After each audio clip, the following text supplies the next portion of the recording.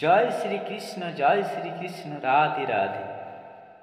বন্ধুরা, হিন্দু ধর্মে দেবী দেবতাদের পাশাপাশি গাছের পুজো করার প্রথা বহু প্রাচীন কাল থেকে হয়ে আসছে।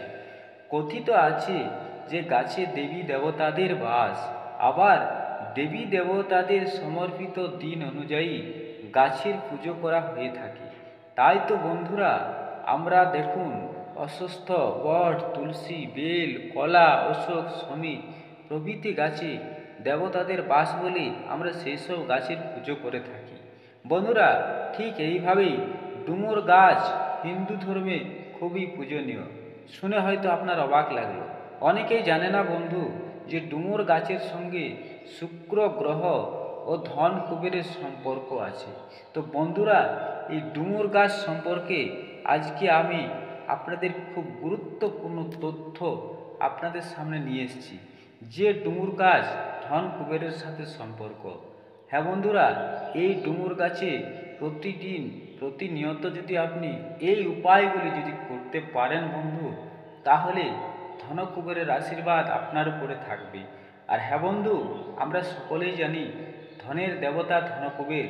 ধনকুবের যদি প্রসন্ন হয় তাহলে আপনার ধন দৌলত টাকা পয়সা কোনোদিন অভাব থাকে না।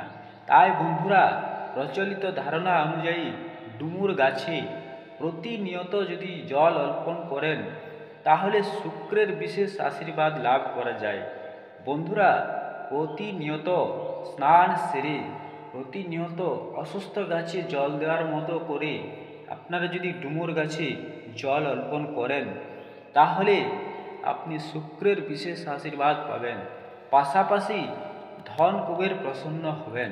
হ্যাঁ বন্ধুরা, আবার জীবনের আর্থিক সমস্যা থেকে মুক্তি পেয়ে যাবেন। ডুমুর গাছের এই বিশেষ কিছু উপায় আমি আপনাদেরকে এই ভিডিওর মাধ্যমে জানাচ্ছি। তো বন্ধুরা, এই গুরুত্বপূর্ণ তথ্য জানার জন্য সম্পূর্ণ ভিডিওটি আপনি দেখুন এবং সম্পূর্ণ ভিডিও দেখে আপনি এবং আপনার পরিবার লাভবান হন। তাই বন্ধুরা, হোম রেমেডি চ্যানেলের পক্ষ থেকে আপনাদের সকলকে জানাই সুস্বাগত। তাই চলুন বন্ধুরা, জয় শ্রীকৃষ্ণ বলে আমার মূল ভিডিওর বিষয় আমি শুরু করছি। বন্ধুরা, ডুমুর ফুল কুবেরের সঙ্গে সম্পর্কযুক্ত। বন্ধুরা, আপনারা সকলেই জানেন, কথাই প্রচলিত আছে যে ডুমুরের ফুল কেউ দেখতে পায় না। অনেকেই বলে যে ডুমুরের ফুল যিনি দেখেন তিনি রাজা হয়ে যান। হ্যাঁ বন্ধুরা, এই ফুলের সঙ্গে একাধিক রহস্যময় তথ্য জড়িত। এটা কথিত আছে যে ডুমুর ফুল আজ পর্যন্ত কেউ দেখতে পাননি। বন্ধুরা, ফুল ছাড়া ফল হয় না, প্রতিটি গাছের ফুল হয়। তাহলে ডুমুর ফুল আমরা কেন দেখতে পাই না? প্রচলিত বিশ্বাস অনুযায়ী রাতের বেলা ডুমুর ফুল ফুটে এবং সোজা স্বর্গে চলে যায়। এই ফুল কখনো মাটিতে পড়ে না বন্ধু। অনেকে মনে করেন যে ডুমুর ফুল কুবেরের সম্পদ, আর শাস্ত্রে উল্লেখিত কথা বন্ধু যে ডুমুর ফুল কুবেরের সম্পদ, তাই সেই ফুল মাটিতে পড়ার আগে সেই ফুল স্বর্গে চলে যায়। আর এই জন্য ডুমুরের ফুল কেউ দেখতে পায় না। ধর্মীয় দিক দিয়ে ডুমুর গাছের বিশেষ মাহাত্ম্য আছে। এই অজানা তথ্য হয়তো আপনাদের অজানা। তো বন্ধুরা, শুক্লপক্ষের শুক্রবার ডুমুর গাছ লাগানো শুভ।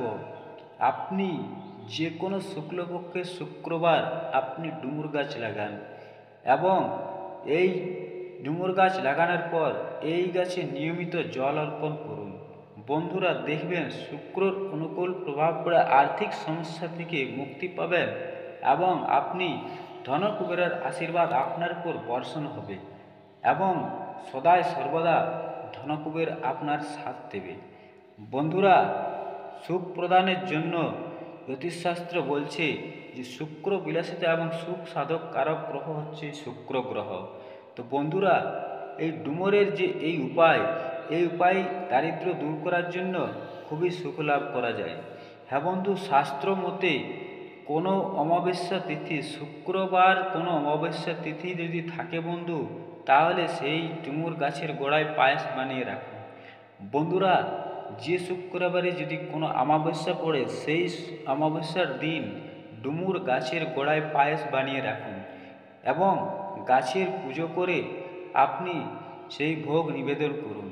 এরপর সেই পায়েস নিজে গ্রহণ করুন এবং অন্যদের বিতরণ করুন।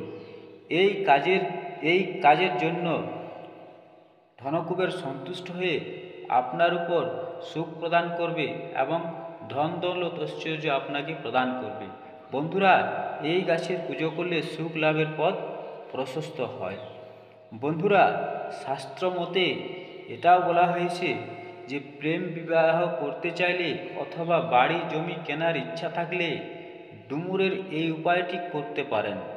বন্ধুরা, শুক্লপক্ষের শুক্রবারে ডুমুরের শিকড় নিয়ে গঙ্গা জল দিয়ে শুদ্ধ করে এরপর মনে মনে নিজের মনস্কামনা বলে আপনি ভগবান বা ইষ্টদেবতার নাম স্মরণ করে সেটিকে রূপোর তাবিজে ভরে অথবা তামার তাবিজে ভরে এটি ধারণ করুন।